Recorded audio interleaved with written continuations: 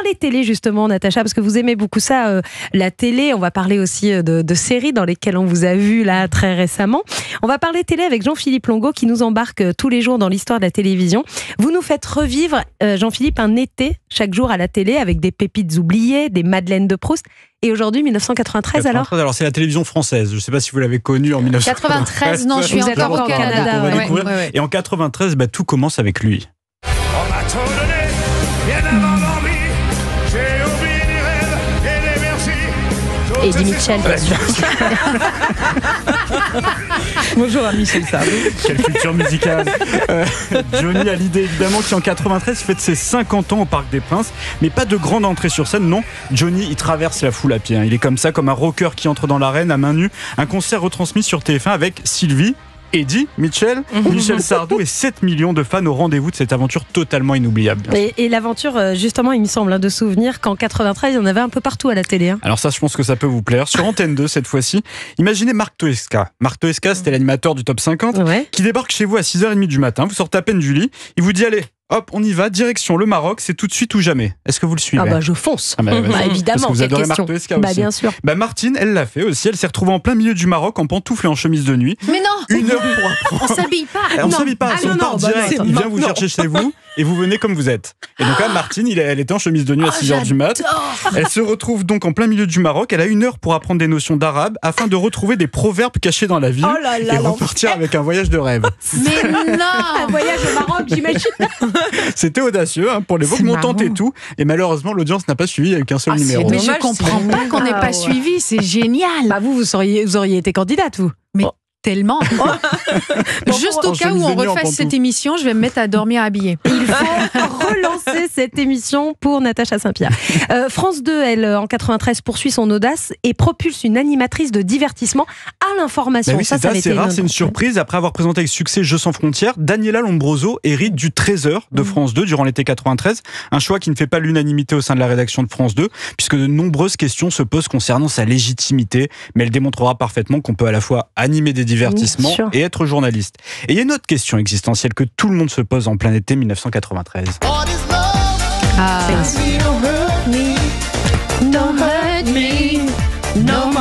Bon, c'est vraiment 93, début des années 90, c'est les années Dance Machine. Dance Machine, le groupe Hadaway qui cartonne avec ce titre. What is love ? Qu'est-ce que l'amour ? Personne n'a la réponse, mais tout le monde danse.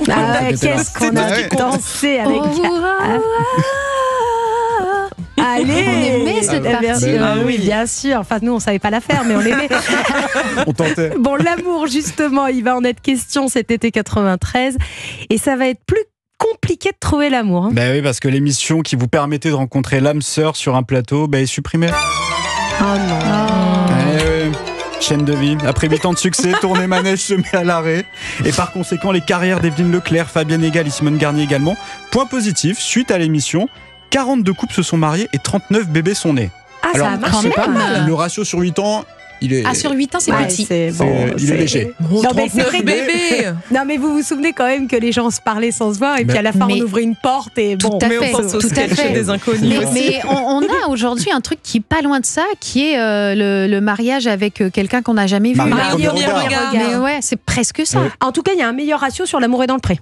Vous nous en parliez hier, L'amour est dans le pré, il y a un meilleur ratio. Bon, de l'amour à la guerre, il n'y a qu'un pas, surtout à la télévision. C'est beau ça, Anissa. Et en 96, c'est vous qui l'avez écrit, c'est pour ça. C'est la guerre des sagas de l'été.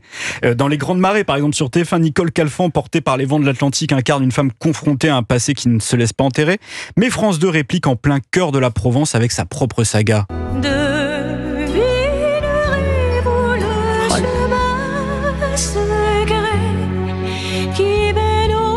Le château des Oliviers et la voix de Fabienne Thibault. Non, là c'était la voix d'Anissa.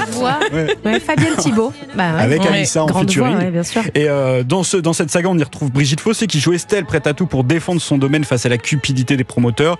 Et les Bigorneaux n'ont pas résisté aux cigales puisque c'est un carton plein pour France 2, jusqu'à 9,5 millions de téléspectateurs. C'est une surprise en plein été, France 2 sur classe TF1. J'ai été devant, mais c'était un rendez-vous, les sagas de l'été. On ne loupait pas ça.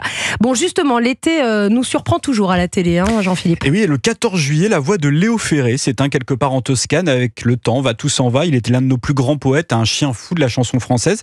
Est-elle un sacré clin d'œil du destin au moment de sa disparition? C'est une toute autre sorte de poésie qui se classe en tête des charts pour lui dire un dernier au revoir. Bienvenue à Gala Swing.